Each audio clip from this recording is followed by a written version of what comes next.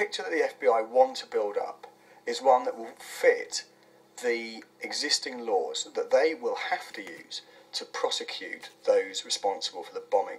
Now, those laws were drawn up to counteract organised crime, the mafia, drugs crime, crimes where people being a member of an organisation is extremely important.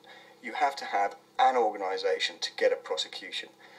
And you have Al-Fadl and a number of other witnesses, a number of other sources, who are happy to feed into this, who've got material that, looked at in a certain way, can be seen to show this organisation's existence. You put the two together and you get what is the first Bin Laden myth, the first Al-Qaeda myth, and because it's one of the first, it's extremely influential. The picture Al-Fadl drew for the Americans of Bin Laden was of an all-powerful figure at the head of a large terrorist network that had an organised hierarchy of control.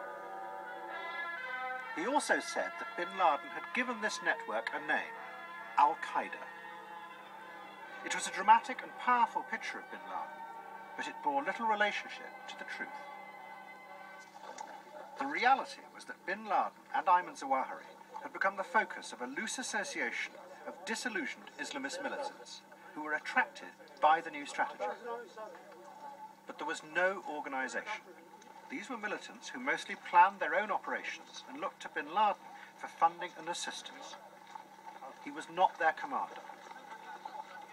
There is also no evidence that Bin Laden used the term Al-Qaeda to refer to the name of a group until after September the 11th, when he realised that this was the term the Americans had given him. In reality, Jamal al-Fadl was on the run from Bin Laden, having stolen money from him. In return for his evidence, the Americans gave him witness protection in America and hundreds of thousands of dollars. Many lawyers at the trial believed that al-Fadl exaggerated and lied to give the Americans the picture of a terrorist organisation that they needed to prosecute Bin Laden. And there were selective portions of al-Fadl's testimony that I believe was false to help support the picture that he helped the Americans join together. I think he lied in a number of specific testimony about a unified image of what this organization was. It made Al-Qaeda the new mafia or the new communists. It made them identifiable as a group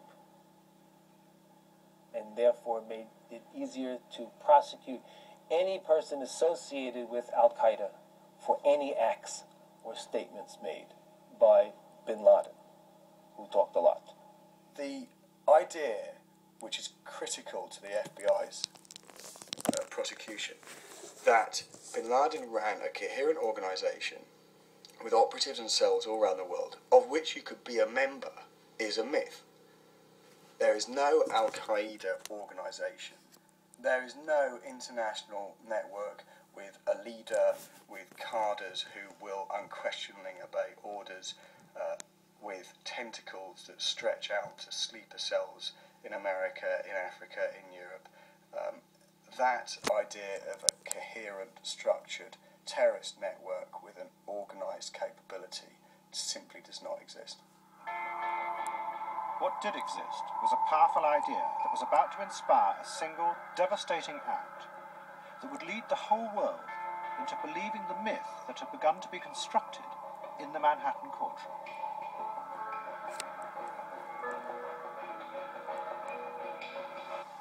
What's this other jet doing?